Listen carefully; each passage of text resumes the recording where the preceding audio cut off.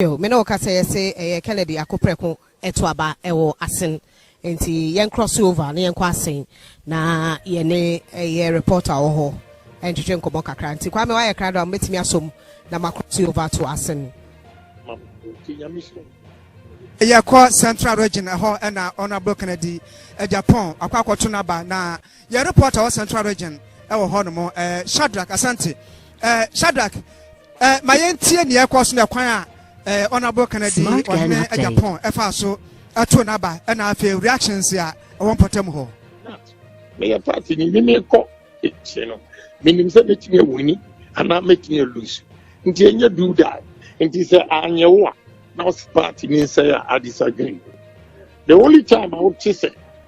me kasa akukuduro so ana bufu so ye time bia obi tra so obi sisi ki yeah, Senya asking for a display on the leaders. Smart gun update. Sana 275 constituencies next year. I don't have a choice. If I'm not the winner, I have to support. No fears. Let's wait and see. Thank you. Okay. So, Honorable Kennedy Japan and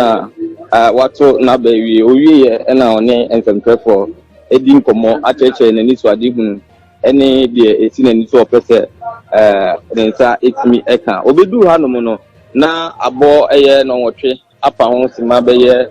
enum ena oba beto na ba fefefe ena wewia won nsɛmtwɛfo edi enkomo no na wobepim ewo Asen Central hanom baby a eye Pentecost asori dan kese a eno no ewo eye Habitat ehonom ena abato no poso ewo ahanomu abato no hyase beye no nson abapa ho beye sima adunum 750 na hyase ewo honomu na sabra me no kata ide security a ewo hanomu no inu anya asem ketwa security ni very very very tight post for ewo hanomu post for bebre ewo hanomu eno achi no ade sonko a uhu ewo post for no mu no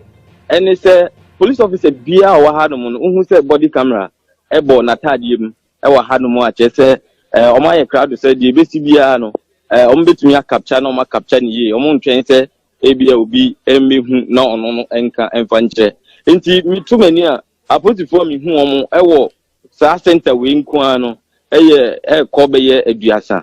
na ihu omo ewo ahanom enti no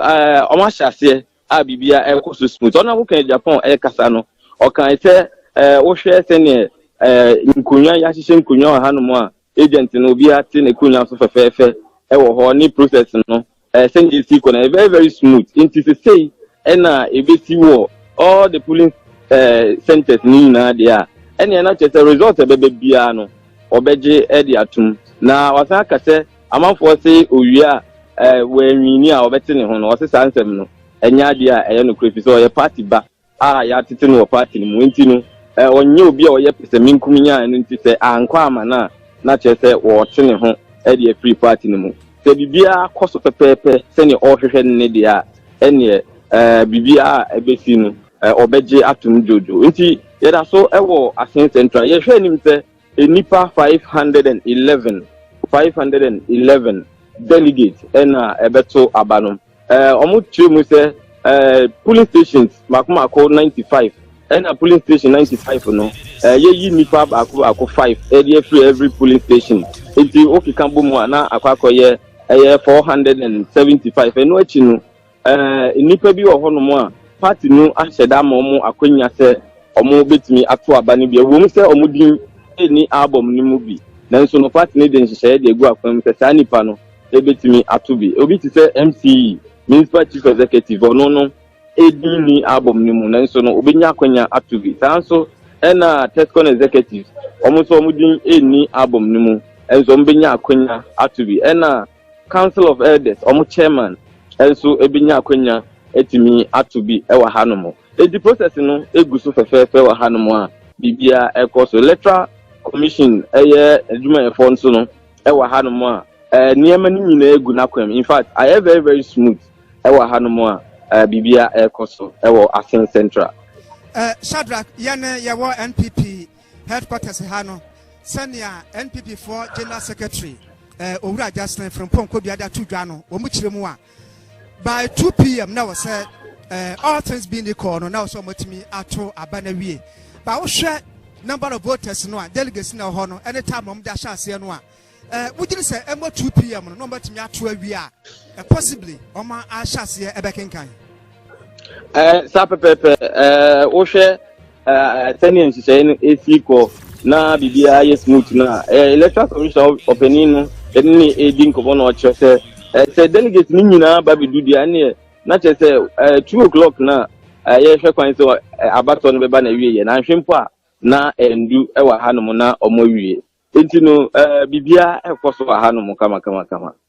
Abato ankasa no network ya na entai hadwe papa na most of the time no try look peaceful asasum dwewum but yatwa wie na yadru baby as ye beken kan no ana electoral commission for aboabo no ho ne na penchen no etaba wotwa ni fa central region ho no baby a wugina ho no a sena bambo adwuma no security for the electoral commission for to na ma se be ya mbetimi a prevent such cases should say happen. Yes, baby I'm gina Asen Central Hanumuna Kennedy or Hine Japan eto naba na obehwe security a ewo hanumu a kwado enye security kitwa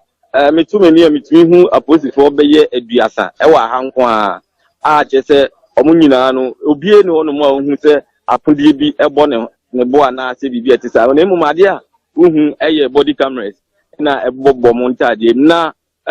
omode kanko edi etwa baby omoto abano enhu ahia entinu aposifo ejina eye kankoni inside na omo a electoral commission officers nso ewu achire na delegates ombeto abano nso asaline ewo honomo na insemtrefo ankasa krampo no enyade yinya kwan edi rem omo trese nhihye ana meeting omo koy no omo trese wo yensemtreni na se unkuta accreditation no print ye ase wukomu a enyade a wobenya kwan na wo de ewrem ewo honomo enti no nipa dodo na ebu akira omo enyi kwan security ni very tight a eye work ese na yato ewo ahanomo nenso no wohwe aposifo a ebi etetete corners na ebi so dodo na no ejina main gate na no a ene e oba omo wo ade bi a eno no akoye te se pad minim ni din de na omo de fifa watade enu mu ahwe se bombu bi enhye wo ho a wobetu akogina ho ma na apaya enti ade no ye de fa wo ho a eje pepe mu na che se bibi bon show ho na omo atutu botom na omo yi e de free wo ho enti no aha no security ni de in fact ejina ne nice so ye pa yo ya das yensem training Shadrack Asante and the tenenka of the 4 aspirants no nia wedi kan atone dia ya bom ho amanese sia honorable Kennedy ohene Japan aka Dr. Mahmoud Baumia enche bia na yes petition ba beba abatone dia 1 headquarters had more Angel radio stations and NG TV ya besen yesesen wa hanmo na afi ya hwe dia koso bia na yegusua sachua sesal majlis NPP for echitafo no modon beda pa na ayam hihia ho sese honorable Kennedy Japan yes and madwena membe de kasem su se bi amoto aba ne wie na enyo na okoye flag bearer no a e bia ne bubefu na wajai number 1 number 2 akwakote the party number 3 the possibility say bia what the party a wadi abufu ade the party be kwakobo owura alankojo chamatintie mu high punish NPP no high say wakasa say enkwafo omodwene saa no wamoda omonda na sa adwene sa ne enini trim de besi bia no obesom or lose obesom na watna party no mu so wakire bi na bia bedru no so a then fine it ene na asem mu ayere na sadia ye kan ye no abato ye na na hyase bia na ebokọ na na wie ye ne asem no